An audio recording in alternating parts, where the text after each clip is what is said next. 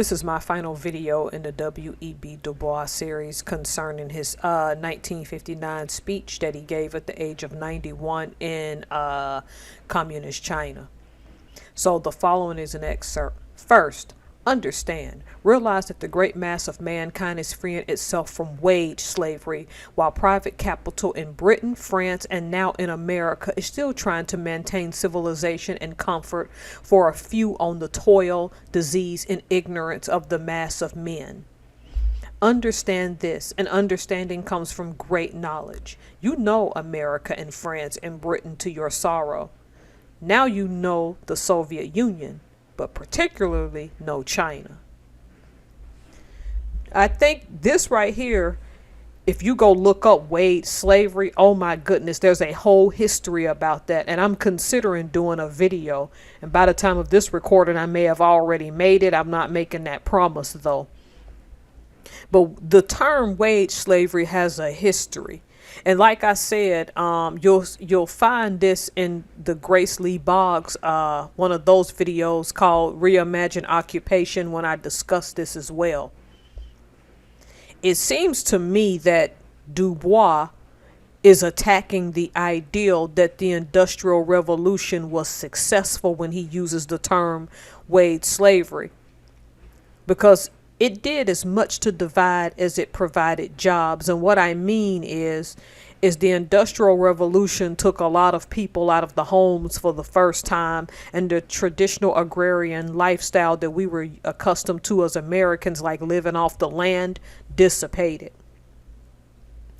And I'm especially stuck on when he says it's still trying to maintain civilization and comfort for a few on the toil, which means probably a knock to the robber barons or to some other rich people, because he's going after Black America more than anything in this speech.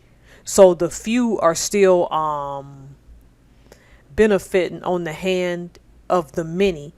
Disease meaning people are getting sick from their work. People are getting physically and mentally sick, and the small minority doesn't care.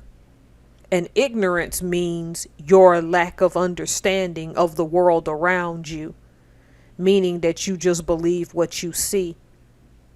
It would be interesting. I should have researched the literacy rates in the world at this time. But the point is, he holds the Soviet Union and particularly China in this high regard. And if we look today, China has a high excellence of education far as their kids are concerned, and they have probably some of the best universities probably in Asia, I would say. Who knows?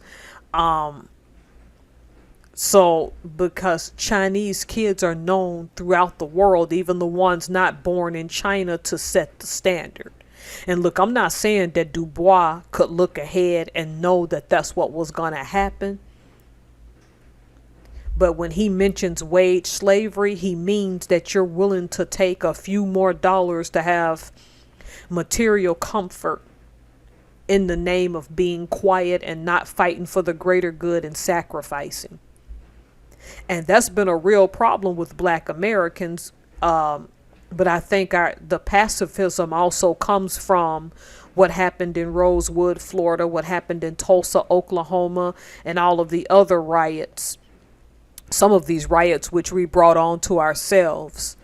The point about it is that rather than keep up the fight, we just gave up.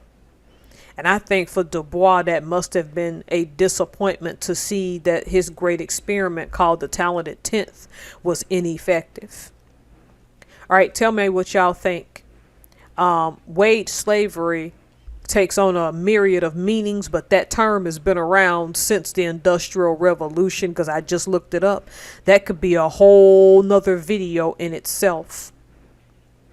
And I think what Dubois was saying is, while the masses are kept quiet, the small few are maintaining.